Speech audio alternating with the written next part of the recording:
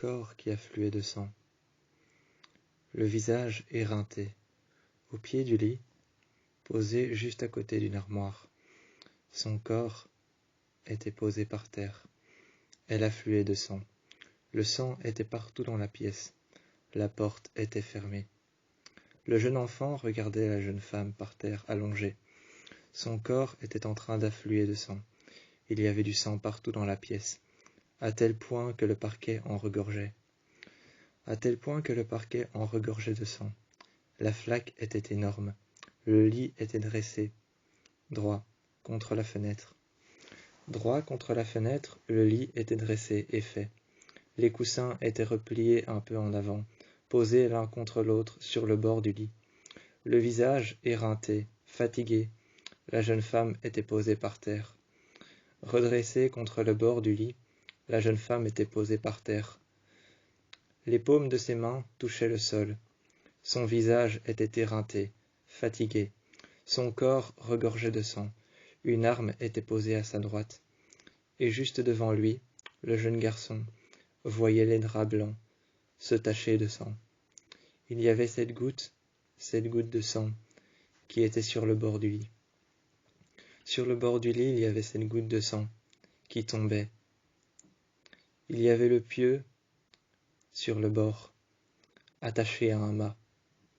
Attaché à un mât, il y avait un pieu sur le bord, sur lequel il y avait l'empreinte de la main de la jeune femme.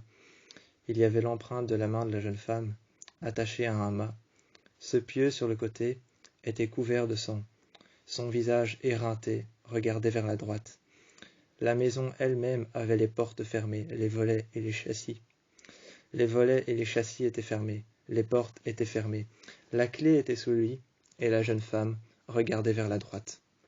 Le jeune garçon regardait cette jeune femme comme s'il la connaissait déjà.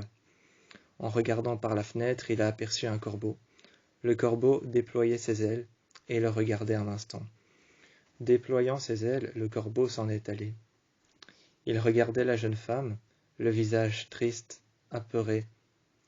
Le visage triste, apeuré et fatigué, un visage éreinté par le temps. La jeune femme allongée par terre, il la regarda une nouvelle fois. Il s'en est allé et a fermé la porte derrière lui. Le jeune garçon s'en est allé et a fermé la porte derrière lui. La jeune femme qui regorgeait de sang, allongée par terre au pied de son lit. Sa robe blanche qui était dressée sur un cintre juste à côté de l'armoire.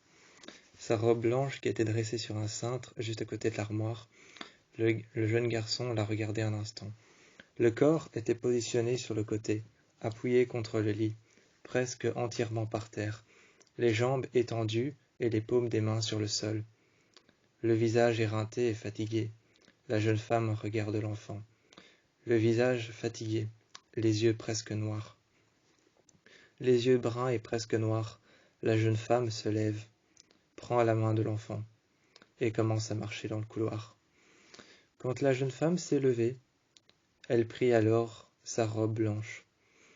La jeune femme se leva. Le sang était couvert de tout son corps, de tout son long sur le côté, sur ses côtes, sur son bras droit, sur ses côtes, de tout le long de son corps, de tout le long de ses côtes, de tout le long de son ventre, il y avait du sang sur elle. Elle se lève sur le côté du lit, elle s'est appuyée sur le côté du lit. Regarde le jeune enfant, lui murmura quelque chose à l'oreille, passa la porte avec lui. Regarda alors derrière elle une dernière fois la chambre qu'elle ferma de ses mains. Elle ferma la chambre de ses mains, regarda une dernière fois la chambre, prit alors sa robe blanche, s'en alla avec le jeune enfant.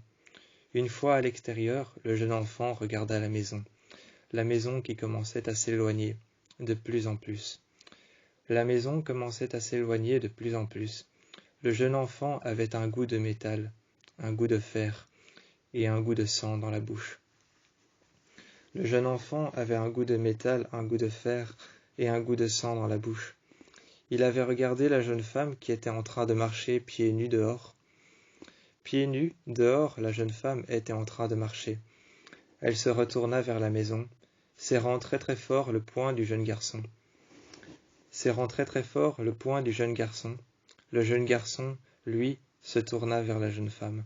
La jeune femme, habillée en blanc avec une robe blanche, ses mains qui étaient couvertes de sang, tenaient très fort le poing du jeune garçon. Le jeune garçon regardait l'arme qu'elle avait à sa main. Le jeune garçon, lui, regardait l'arme qu'elle tenait à sa main, le doigt qui était en train de trembler sur la gâchette, le doigt qui tremblait sur la gâchette, le poing serré sur l'arme. Le jeune garçon regardait le visage de la jeune femme. Une seule larme est tombée de son œil. Une seule larme est tombée de son œil, jusqu'à ce qu'elle laisse tomber le fusil par terre.